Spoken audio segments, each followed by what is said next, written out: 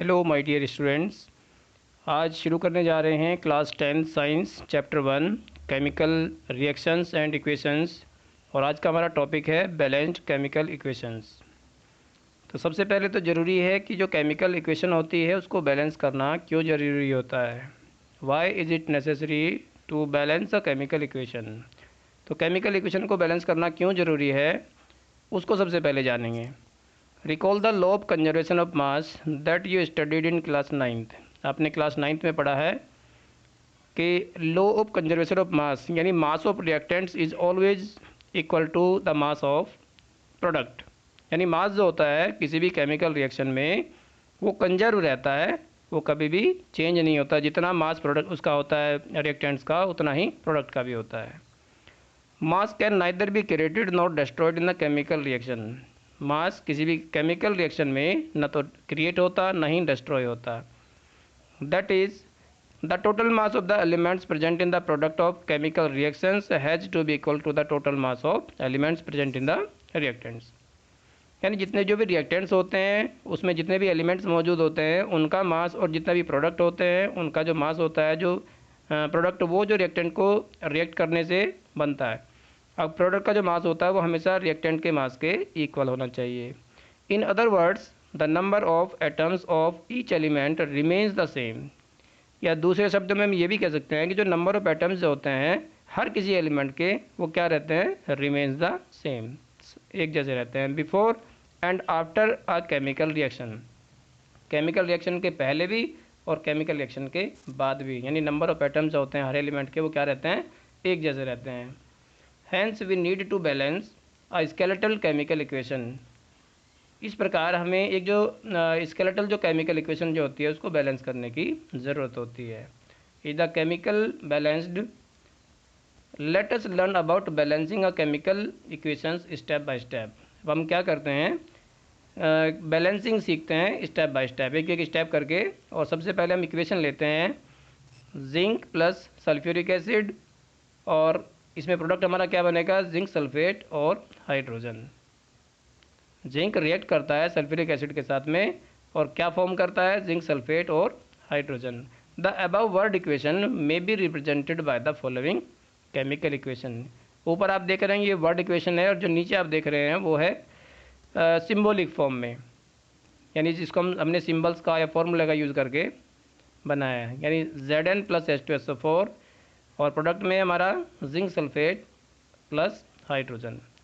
यानी जिंक और sulphuric acid दोनों रिएक्ट करके क्या बनाते हैं, जिंक सल्फेट बनाते हैं और हाइड्रोजन गैस उसमें से रिलीज हो जाती है। अभी आप देख रहे हैं ये इक्वेशन जो है वो बैलेंस्ड नहीं है।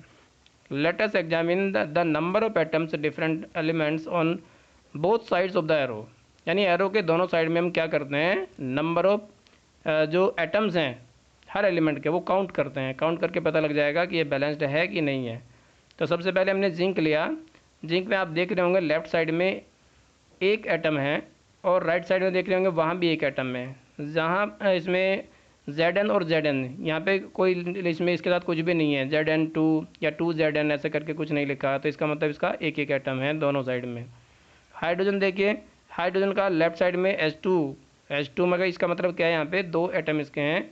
और राइट में अगर देखते हैं हमारे इसमें तो वहाँ पे भी H2 लिखा हुआ है प्लस H2, तो इसका मतलब दोनों तरफ क्या है, वो बैलेंस्ड है। इसके क्या हैं, दो दो एटम्स मौजूद हैं LHS में भी और RHS में भी। अब सल्फ़र की बारी आती है। सल्फ़र में भी आप देख रहे होंगे कि दोनों साइड में 1 है, इसके सल्फ़र में भी कुछ नहीं लगा हुआ है, इधर भी सिंगल ऐसे और राइट में भी सिंगल ऐसे। ऑक्सीजन में आप अगर आप देखेंगे तो ऑक्सीजन के लेफ़्ट साइड में हमारे 4 हैं, SO4 लिखा है ना, तो ऑक्सीजन के कितने एटम्स हैं, 4। और राइट साइड में अगर देखिए तो यहाँ भी क्या है, 4 है। तो ये इसका मतलब क्या हुआ, इसका मतलब ये हुआ कि अगर नंबर ऑफ एटम्स जो हैं दोनों साइड में LHS और RHS में आप देख रहे हैं बिल्कुल सेम है। अगर ये सेम है तो इसका मतलब जो इक्वेशन है वो कैसी है, बैलेंस्ड केमिकल इक्वेशन है। At the number of atoms of each element is the same on both sides of the arrow. यदि एरो के दोनों साइड में नंबर ऑफ एटम्स अगर सेम रहते हैं is a balanced chemical equation, वो एक बैलेंस्ड केमिकल इक्वेशन होती है। Let us try to balance the following chemical equation. इसको बैलेंस करने की ट्राई करते हैं। और ये इक्वेशन क्या है हमारी, Fe प्लस H2O और प्रोडक्ट में है Fe3O4 प्लस H2।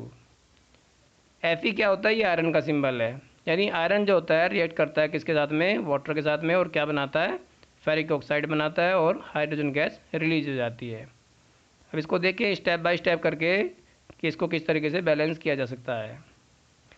सबसे पहला स्टेप है to balance a chemical equation. First draw boxes around each formula. जितने फार्मूला आपको दे रखे हैं इसमें आप क्या करेंगे, सबको बॉक्सेस में ले लेंगे सबसे पहले। Do not change anything inside the box. और बॉक्स के अंदर आप कुछ भी चेंज नहीं करेंगे वाइल बैलेंसिंग द इक्वेशन। जब आप इक्वेशन को बैलेंस कर रहे हो तो बॉक्सेस के अंदर आपको कोई चेंज नहीं करना है। क्यों नहीं करना है ये भी पता होना चाहिए, क्योंकि ये आपको जो अंदर दिए हुए हैं ये सिंबल्स हैं, फॉर्मूले हैं, और फॉर्मूले कभी भी बैलेंस करते हुए वो चेंज नहीं होते। आप पहले इनके एटम्स जो होते हैं, नंबर ऑफ एटम्स दोनों साइड में बैलेंस करने के लिए आप लगा सकते हैं, लेकिन अगर Fe3O4 है तो वह Fe3O4 ही रहेगा। उसके पहले आप 2 लगा सकते हैं, 3 लगा सकते हैं उसको बैलेंस करने के लिए। ऐसे H2O है तो वो कभी भी HO2 नहीं बन सकता, क्योंकि वहाँ ऐसा करते ही फॉर्मूला क्या होगा, चेंज हो जाएगा। तो बॉक्सेस लगाने का जो मतलब है वो यही है कि आप जो है अंदर का कुछ चेंज नहीं करेंगे, जो फॉर्मूले है वो एज इट इज रहेंगे। सेकंड स्टेप में देखिए, सेकंड स्टेप में क्या है, list the number of atoms of different elements present in the unbalanced equation. अब अनबैलेंस्ड इक्वेशन में हम क्या करते हैं, दोनों साइड में जो नंबर ऑफ एटम्स हैं वो लिख लेते हैं। जैसे आयरन है, लेफ्ट साइड में 1 है और राइट साइड में क्या है, राइट साइड में 3 एटम है। इसी तरीके से एलिमेंट जैसे हाइड्रोजन हुआ, हाइड्रोजन के लेफ्ट साइड में कितने एटम्स हैं, 2 है, और राइट साइड में भी 2 है। ऑक्सीजन का लेफ्ट साइड में 1 है और राइट साइड में कितने हैं, 4 है। तो ये अनबैलेंस्ड जब तक वो केमिकल इक्वेशन है, सबसे पहले हम उसको इस तरीके से लिख लेते हैं LHS और RHS में। इसके बाद हमारा स्टेप आता है step 3। It is open convenient to start balancing with the compound that contains the maximum number of atoms.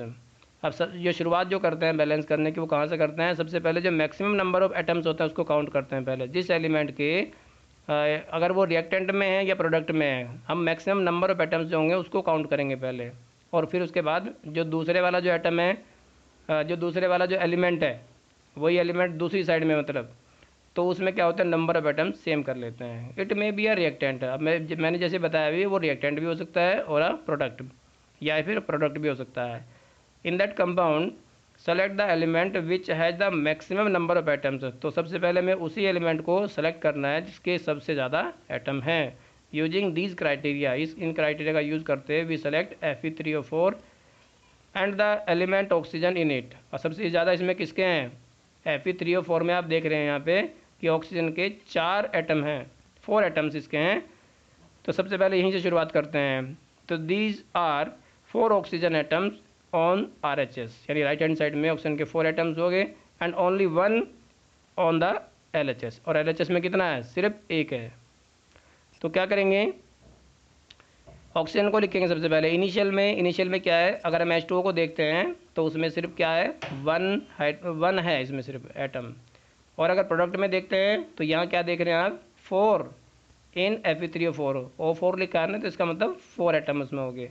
Balance करने के लिए क्या करेंगे, 1 को तो 4 से मल्टीप्लाई करेंगे, क्योंकि हमें 4 एटम्स दोनों तरफ हमें बैलेंस करना है। क्योंकि राइट में कितना है, 4 है ना, तो लेफ्ट में भी कितना होना चाहिए, नंबर ऑफ एटम्स हाइड्रोजन के वो 4 होने चाहिए, सॉरी ऑक्सीजन के। तो इक्वल हो गए दोनों तरफ, इसको हमने 4 से मल्टीप्लाई कर दिया H2O को।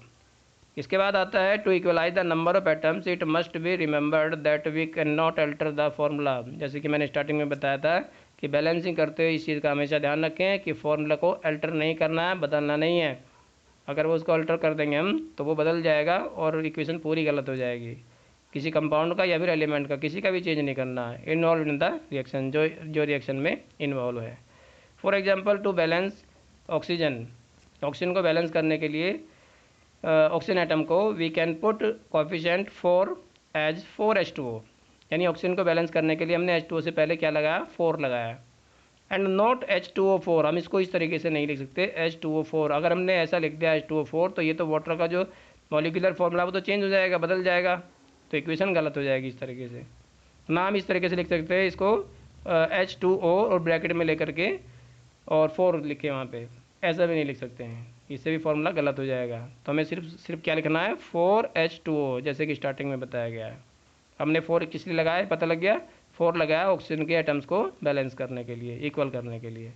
Now the partly balanced equation becomes, अभी हमारी इक्वेशन क्या बन गई, पार्टली बैलेंस्ड है, ये पूरी तरीके से भी बैलेंस नहीं हुई है। Fe प्लस 4H2O, यानी 4 ऐड हो गया कहाँ, H2O से पहले, और उसके बाद फेरिक ऑक्साइड हो गया और प्लस H2O। तो इसके बाद आता है नेक्स्ट स्टेप, स्टेप 4, FeNH, यानी iron and hydrogen atoms are still not balanced, अभी हाइड्रोजन और आयरन जो दोनों बैलेंस्ड नहीं है। Pick any of these elements, इनमें से किसी भी एक एलिमेंट को क्या करें, पिक करें टू प्रोसीड फर्दर, आगे उसको प्रोसीड करने के लिए। Let us balance equation hydrogen atoms in partly balanced equation to equalize the number of hydrogen atoms, make the number of molecules of hydrogen as 4 on the RHS। अब देखिए initial में क्या है 8, अब 8 कहाँ से आए, क्योंकि यहाँ पे लिखा है 4H2O, हाइड्रोजन के कितने एटम्स हो गए इसमें, 4 की मल्टीप्लाई 2 से करेंगे तो ये हो जाएगा 4 2 जा 8, यानी 8 जो एटम्स हैं वो किसके हो गए, हाइड्रोजन के। और अगर आप राइट में देखें तो कितने हैं, 2 इन H2, अब H2 में तो सिर्फ 2 है, तो 2 को किससे मल्टीप्लाई करनी पड़ेगी हमें, 4 से, तो 2 4 जा कितना होता है 8। अब देखिए दोनों तरफ LHS में भी RHS में भी क्या हो गए, हाइड्रोजन के एटम्स जो हैं वो बैलेंस हो गए। तो अगले स्टेप में हमने देखा जो हमारी इक्वेशन है वो क्या है, Fe plus 4H2O, Fe3O4 plus 4H2, यानी आपने देखा अभी 4 तो कहाँ ऐड हो गया, H2O से पहले, और 4 इसमें कहाँ ऐड हो गया, H2 से पहले। अब क्या है कि ऑक्सीजन और हाइड्रोजन दोनों बैलेंस हो गए, अभी बचा क्या, बच रहा हमारा आयरन अभी Fe, क्योंकि ये इक्वेशन है ये भी पार्टली बैलेंस्ड है। तो अभी स्टेप 5 में देखेंगे, examine the above equation and pick up the third element which is not balanced, जो थर्ड एलिमेंट कौन बचा है, अभी आयरन बचा हुआ है, वो बैलेंस्ड नहीं है। तो you find that only the element is left to be balanced, that is iron. अब आयरन को कैसे बैलेंस करें, आप देख रहे होंगे इसमें 1 इन Fe, आयरन में क्या है 1 है, और इन प्रोडक्ट्स में आप क्या देख रहे हैं यहाँ पे Fe3O4, यानी आयरन के कितने हैं इसमें, Fe3 इसमें एटम्स हैं। तो हम क्या करेंगे, लेफ्ट साइड में भी 1 इंटू 3 कर देंगे, जिससे क्या होगा 3 एटम हमारे LHS में हो गए और 3 एटम हमारे RHS में हो गए प्रोडक्ट में। तो इस तरीके से क्या किया, टू इक्वलाइज आयरन यानी Fe we take 3 atoms of Fe on the LHS में हमने क्या किया 3 एटम ले लिए, यानी अब क्या आ गया, अब Fe से पहले भी 3 आ गया, जिस तरीके से H2O से पहले 4 आया था, H2 से पहले भी 4 आया था, इसी तरीके से बैलेंस करते करते क्या आ गया, आयरन से पहले भी Fe से पहले भी 3 आ गया। अब आप इसको चेक करें, नेक्स्ट स्टेप में हम देखेंगे जो छठा स्टेप है हमारा, finally to check the correctness. अब हम उसकी करेक्टनेस को भी चेक करेंगे कि सही में मतलब ये दोनों तरफ बैलेंस हुआ कि नहीं है। The balanced equation we count atoms of each element on both sides of the equation. अब दोनों इक्वेशन में क्या करेंगे, दोनों साइड में चेक करेंगे एक बार नंबर ऑफ एटम्स को। देखिए यहाँ पे क्या लिखा है 3Fe प्लस 4H2O, और इसके बाद एरो Fe3O4 प्लस 4H2O। तो आयरन के पहले चेक करिए Fe के कितने हैं, आयरन के 3 लेफ्ट में हो गए 3 राइट में हो गए, आयरन बैलेंस्ड हो गया। हाइड्रोजन के 4H2O है, यानी 4 2 जा 8, 8 लेफ्ट साइड में हो गए और 4 2 जा 8, ये 8 के क्या हो गए हाइड्रोजन के, वो भी राइट साइड में भी 8 हो गए। ऑक्सीजन के चेक करेंगे तो ये जो 4 लगा हुआ है H2O से पहले जो 4 लगा है, ये 4 दोनों के लिए होता है, ये हाइड्रोजन के लिए भी होता है और ऑक्सीजन के लिए भी होता है। अगर हाइड्रोजन का देख के तो 4 2 जा 8 हो गया था अभी, और अगर ऑक्सीजन को हम देखते हैं तो 4 की 4 1 जा 4, तो यानी इसका मतलब ऑक्सीजन के 4 एटम लेफ्ट साइड में है और 4 ये आप देख रहे होंगे राइट साइड में, Fe3O4 में क्या लगा हुआ है 4 लगा हुआ है। तो इस अब हमारी जो इक्वेशन है वो कैसी हो गई है, ये बैलेंस्ड इक्वेशन हो गई है। अब the number of atoms of elements on both sides are equal, अब दोनों तरफ क्या हो गए नंबर ऑफ एटम्स इक्वल हो गए। This equation is now balanced, अभी इस इक्वेशन क्या होगी ये बैलेंस्ड होगी। This method of balancing chemical equations is called heat and trial method, as we make trials to balance the equation by using the smallest whole number coefficient। यानी जो अभी जो हमने जो मेथड सीखा है स्टेप बाय स्टेप, हमने 6 step में क्या क्या किया, एक इक्वेशन को बैलेंस करके दिखाया। तो ये जो मेथड हमारा इसका नाम है हिट एंड ट्रायल मेथड। किस तरीके से इसमें नंबर ऑफ एटम्स को हम इक्वलाइज करते हैं। सातवां जो स्टेप है writing symbols of physical states, जो फिजिकल स्टेट में सिम्बल्स को कैसे लिखते हैं, ये भी बहुत ज़रूरी होता है क्योंकि जब हम बैलेंस करते हैं इक्वेशन को तो हमें ये भी ज़रूरी होता है लिखना कि हमारा कौन सा एलिमेंट या कौन सा कंपाउंड लिक्विड स्टेट में है या सॉलिड स्टेट में है या गैसेस स्टेट में है या फिर एक्वस सॉल्यूशन के रूप में है। तो कुछ कंडीशन होती है, उसमें हमें क्या होता है, छोटे छोटे सिंबल भी देने होते हैं। तो carefully examine the above balanced equation. Does this equation tells us anything about the physical state of each reactant and product. क्या हमें जो हमने भी ऊपर जो बैलेंस की है हमने इक्वेशन, क्या हमें वो उसकी फिजिकल स्टेट भी बताती है या एलिमेंट्स की और कंपाउंड की? No information has been given in the equation. ऊपर जो बैलेंस इक्वेशन करी हमने उसमें हमें इस तरह की कोई इन्फॉर्मेशन नहीं मिल रही है कि कौन सा एलिमेंट लिक्विड है, कौन सा सॉलिड है। अबाउट देयर फिजिकल स्टेट, उसकी फिजिकल स्टेट के बारे में अभी तक कुछ नहीं पता है।